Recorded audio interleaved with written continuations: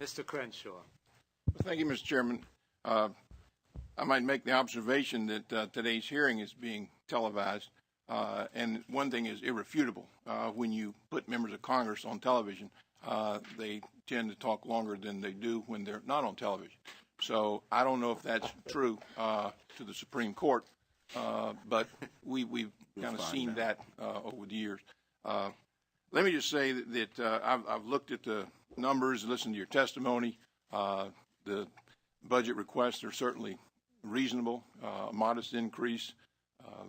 The building is pretty much on time and on budget.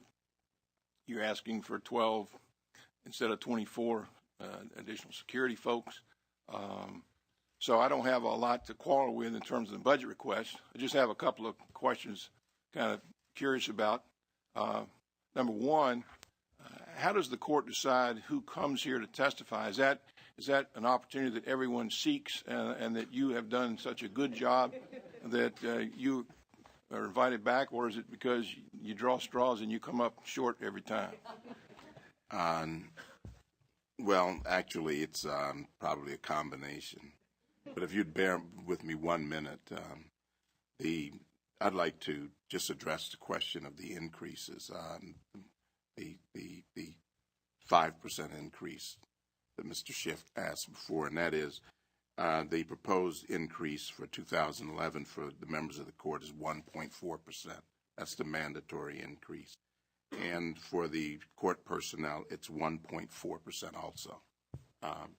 So that shows it's different from the 5%. That's the overall budget. They're unrelated. With respect to who is, I was asked in my early years on the court to participate, to be a part of the budget committee. And that meant that you came up here as a part of that and testified. I don't know how that selection was made, except when the Chief Justice asks you to do something, you normally try to be positive and be a part, help him out. I think it's good for the court, it's good for the institution to be asked to do these things. And I think it's like anything else, you get used to it, and you know the process, and they like that continuity, especially with a new Chief Justice. And he asked that we participate in this, and I think it's we enjoy. I think speaking for me, I enjoy this. I've gotten to know the members of the committee, and I think it's good for both institutions. Well, you do a great job, and I'm glad you're here. Let me ask you a more serious question. That is, as we get ready to kind of watch the nomination process of a new justice, the discussion about diversity will come up, ethnic diversity, racial, gender diversity. And I know you all don't have a whole lot to do with the selection. That's outside your hands. But you all do select clerks. And I was just looking at the kind of list of the clerks that have served over the years, and it seems to me there's a disproportionate share of clerks that come from either Harvard or Yale. And I look out in the audience and I see some young people that might aspire to be a clerk for a Supreme Court justice someday. And I wonder what they think when they look at that. And the kind of question becomes, is the reason for that because people from Harvard, Yale are more qualified to be Supreme Court justice clerks, or do a disproportionate share of students from those schools apply? And is that something that you all think about when, the educational diversity aspect of being a clerk? Well, that's an interesting question. The court's predominantly Harvard and Yale. It's just there's no educational diversity there to speak of. The only member of the court who's non-Ivy League is the member who's retiring or who announced his retirement.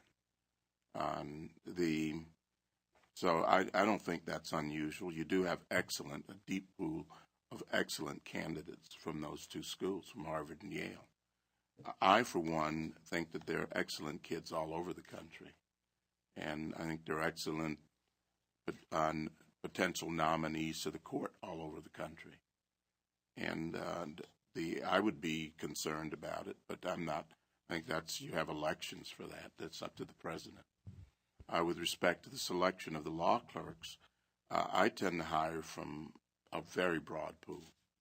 I have a clerk from Harvard and one from Yale this year, and one from Utah, and one from Notre Dame. I really don't see it as a negative when a kid's number one or near the top of the class. The pool may not be as deep at some of the other schools, but there is a pool nonetheless.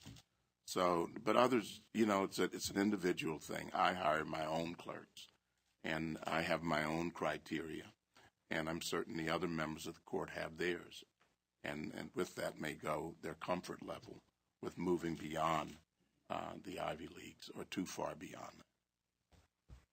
Just, Mr. Chairman, just one last question. I've got two bright people in front of me today, and when I was reading law cases, one time I read a case, and I can't remember the case, and I can't remember the justice, but the statement was that versatility of circumstance often mocks a natural desire for definitiveness. And does that ring a bell with y'all? Was that Felix Frankfurter, or does that? Not that you would know that, but I always wondered who said that. I need to go back and look that up. Google. Google it? Yeah, you should Google it. Yeah, you can Google it on your BlackBerry. Well, I'll do that. I once Googled a quote by Jonathan Swift. There was a book called Confederacy of Dunces, and interestingly enough, I just Googled that because it was based on a quote by Jonathan Swift, who Mr. Schiff knows, who said, whenever a true genius appears on the scene, you will know him by this sign. The dunces all form a confederacy against him. So I'll go Google that quote, and maybe I can find out who said that. Ms. Emerson will write and do it. Thank you, Mr. Chairman.